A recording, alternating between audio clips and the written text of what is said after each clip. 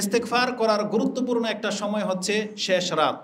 এটা এই পয়েন্টটা এই জন্য আপনাকে স্মরণ রাখতে হবে, কারণ এই সুযোগ হয়তো আপনার জীবনে সব মাসে আসে না, কিন্তু এই আগামী রমজান মাস আসতে যাচ্ছে আর মাত্র 9 দিন পর। আমরা বলি আল্লাহুম্মা বাল্লিগনা রমাদান, আল্লাহুম্মা বাল্লিগনা রমাদান, আল্লাহুম্মা বাল্লিগনা রমাদান। আল্লাহ তুমি আমাদেরকে রমজান মাস পর্যন্ত পৌঁছে দাও। এটা এই জন্য যে আপনি বারবার বলবেন, কারণ এই হাদিস বহুবার আপনাদেরকে শোনানো হয়েছে।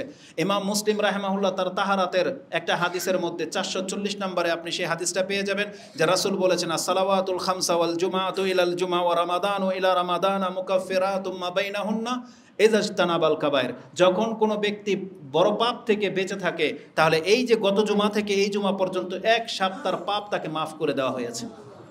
এই যে রমজান মাস আসতে যাচ্ছে, যেদিন ঘোষণা হয়ে যাবে চাঁদ উঠে গেছে বা রমজান মাস আগামী থেকে, আপনি তারাবি পড়ার আগেই মাগরিবের নামাজের সময় তো আপনি জানবেন যে এটা রমজান মাস শুরু হয়ে গেছে, সিয়ামও রাখেন নাই, তারাবি এখনো শুরু করেন নাই, আল্লাহ আপনার 1 বছরের পাপকে মাফ করে দেওয়ার ব্যবস্থা করেছে। এই জন্য বেঁচে থাকলে যেই ব্যক্তি অসুস্থ থাকেন আর সুস্থই থাকেন, রমজান পেয়ে গেলেন মানে 1 বছরের পাপ মাফ। এই জন্য আমাদেরকে রমজান মাসের অত্যন্ত গুরুত্বের সাথে আল্লাহর কাছে চাইতে হবে। তো এই রমজান মাসে আমাদের এই হাদিসটা আজকে বেশি গুরুত্বপূর্ণ বলে মনে হবে, কেননা রাসূলুল্লাহ সাল্লাল্লাহু আলাইহি ওয়াসাল্লাম এবং আল্লাহ সুবহানাহু ওয়া তাআলা নিজেও আমাদেরকে জানিয়েছেন যে সেহরির সময়টা এটা হচ্ছে অত্যন্ত গুরুত্বপূর্ণ একটা সময়। এটা হলো ইস্তিগফার, আল্লাহর কাছে ক্ষমা চাওয়ার সময়। কোরআনে আল্লাহ সুবহানাহু ওয়া তাআলা বলেছেন, যারা মুমিন, যাদের জন্য জান্নাতকে প্রস্তুত করা হয়েছে, তাদের একটা গুণ হলো তারা শেষ রাতে উঠে আল্লাহর কাছে ক্ষমা চায়। কোরআনে সূরা আলে ইমরান 3 নম্বর সূরার 16 এবং 17 নম্বর আয়াতে আল্লাহ সুবহানাহু ওয়া তাআলা বলেছেন, আল্লাযীনা ইয়াকুলুনা রাব্বানা ইন্নানা আমান্না ফাগফির লানা, যারা এই কথা বলে যে আল্লাহ আমরা তোমার প্রতি ঈমান এনেছি, ফাগফির লানা যুনুবানা, অতএব আমাদের ঈমানের দাবিতে তোমার কাছে আমরা ক্ষমা চাচ্ছি, আল্লাহ আমাদের পাপগুলোকে মাফ করে দাও। ওয়াকিনা আযাবান নার, এখান থেকে একটা আকীদাগত শিক্ষা হলো যে দোয়ার ক্ষেত্রে ওসিলা ধরা এটা কোরআন সাব্যস্ত। সেই ওসিলাটা কি? ঈমান এবং আমল। যেখানে এখানে ঈমানকে ওসিলা করা হচ্ছে, যে আপনি আল্লাহকে স্মরণ করিয়ে দিচ্ছেন যে আল্লাহ আমরা তোমার প্রতি ঈমান এনেছি, যেহেতু আমরা তোমার প্রতি ঈমান এনেছি অতএব আমাদের পাপগুলোকে মাফ করে দাও, আমাদেরকে জাহান্নামের আগুন থেকে মুক্ত করে দাও। তার মানে এটা আল্লাহকে সন্তুষ্ট করে দেয়। আর আল্লাহ নিজে শিখাচ্ছেন যে তোমরা এইভাবে আল্লাহর কাছে দোয়া করো। কি করবা? রব্বানা ইন্নানা আমান্না ফাগফির লানা যুনুবানা ওয়াকিনা আযাবান নার। আল্লাহ বলছেন এরা কারা এইভাবে আল্লাহর কাছে দোয়া করে। আল্লাহ প্রথম তাদের গুণগুলো বলেছেন, আস-সাবিরিনা ওয়াস-সাদিকিনা ওয়াল কানিতিনা ওয়াল মুনফিকিনা ওয়াল মুস্তাগফিরিনা বিল আসহার। নিশ্চয়ই যারা ধৈর্যশীল, আস-সাবিরিন ওয়াস-সাদিকিন যারা সত্যবাদী, ওয়াল কানিতিন যারা আল্লাহর দিকে ঝুঁকে গেছে, ওয়াল মুনফিকিন এবং যারা তাদের সম্পত্তি থেকে খরচ করে, ওয়াল মুস্তাগফিরিনা বিল আসহার এবং যারা শেষ রাতের শেষ অংশে তারা আল্লাহর কাছে উঠে ক্ষমা চায়। তার মানে চাওয়ার মতো বহু কিছু আছে। আমার প্রত্যেকটা হাদিস বলার পেছনে একটা উদ্দেশ্য তো অবশ্যই আছে। দেখেন আল্লাহর কাছে চাওয়ার মতন বহু কিছু আছে, কিন্তু আল্লাহ সুবহানাহু ওয়া তাআলা এখানে স্পেসিফিকভাবে খাসভাবে বলেছেন তারা শেষ রাতে উঠে আল্লাহর কাছে কি চায়? ক্ষমা চায়। এখানে রিজিক চাইতে পারতেন, সন্তান চাইতে পারতেন, সুস্থতা চাইতে পারতেন, দুনিয়া চাইতে পারতেন, কিন্তু আল্লাহ এখানে বিশেষভাবে উল্লেখ করে দিয়েছে মুমিনরা শেষ রাতে উঠে সবচাইতে যে জিনিসটাকে প্রাধান্য দিবে সেটা কি? ক্ষমা। যারা তুমি আমাকে মাফ করো। ওয়াল মুস্তাগফিরিনা বিল আসহার, তারা শেষ রাতে উঠে সেহরির সময় তারা আল্লাহর কাছে ক্ষমা চায়। এটা অত্যন্ত গুরুত্বপূর্ণ একটা সময়। এটা কতটা গুরুত্বপূর্ণ সময়? এই সময়ের মধ্যে দোয়া কবুল হয়।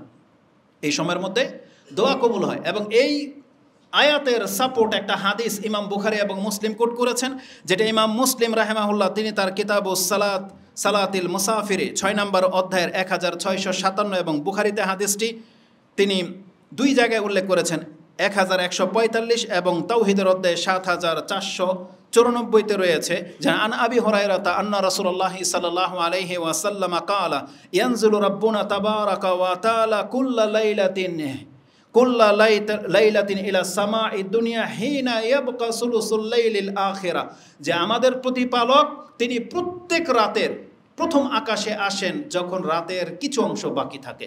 তার মানে রাতের শেষ অংশে, রাত শেষ হয়ে যাওয়ার সেহরির সময়ে আল্লাহ সুবহানাহু ওয়া তাআলা প্রথম আকাশে আসেন এবং তিনি বিশেষ করে যেই জন্য আমাদেরকে ডাকেন, আল্লাহ সুবহানাহু ওয়া তাআলা বলেন মাইয়াদউনি ফাস্তাজিব লাহ, কে আছো আমাকে ডাকবে আমি তার ডাকে সাড়া দেব। মাইয়াসআলুনি ফাউতিয়াহু, কে আছো আমার কাছে চাইবে আমি তোমাকে তা দেব। তারপরে আল্লাহ বলেছেন মাইয়াস্তাগফিরুনি, কে আছো আমার কাছে ক্ষমা চাইবে, ফাআগফিরু লাহু, আমি তাকে ক্ষমা করে দেব। তাহলে এটা ইমাম বুখারী এবং মুসলিম করেছেন।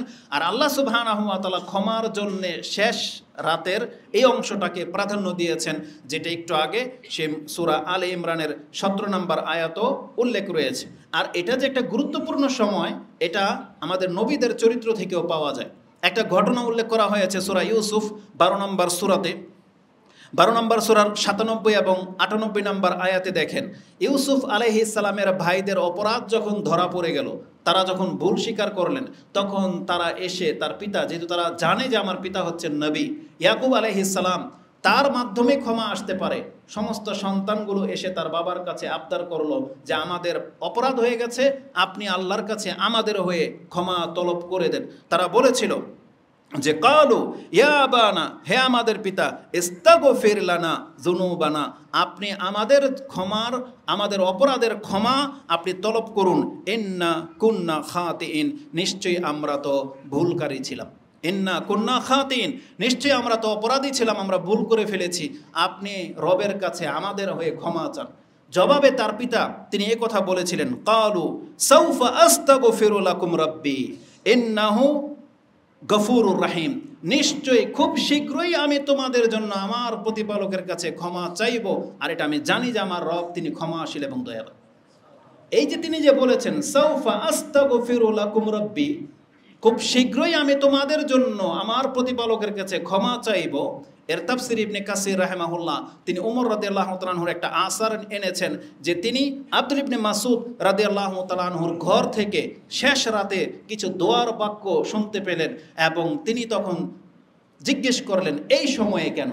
তখন আব্দুল ইবনে মাসউদ তিনি ইয়াকুব আলাইহিস সালামের এই আয়াতটা শুনিয়ে দিয়েছিলেন, যে তিনি যে বলেছিলেন খুব শীঘ্রই আমি তোমাদের কাছে ক্ষমা চাইব, মূলত এটাই হচ্ছে সেই সময়। কারণ তাকে সন্ধ্যাবেলা বলা হয়েছিল, তিনি শেষ রাত পর্যন্ত অপেক্ষা করতে বললেন, যে যেই সময় আমার রব আমার ডাক শুনবে আমি সেই সময় তোমাদের জন্য ক্ষমা চাইব।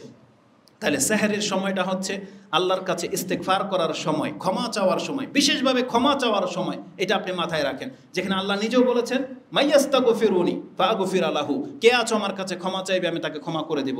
এবং এই সময়টা যে ক্ষমা চাওয়ার সময়, রাসূলুল্লাহ সাল্লাল্লাহু আলাইহি ওয়াসাল্লামের আদর্শ থেকে জানা যায়, যেটা মৃত ব্যক্তির জন্য গুরুত্বপূর্ণ একটা দোয়া হচ্ছে ক্ষমা চাওয়া। আর রাসূলুল্লাহ সাল্লাল্লাহু আলাইহি ওয়াসাল্লাম তিনি মৃত ব্যক্তির জন্য কবর জিয়ারত করতেন, ক্ষমা চাইতেন সেহরের সময়।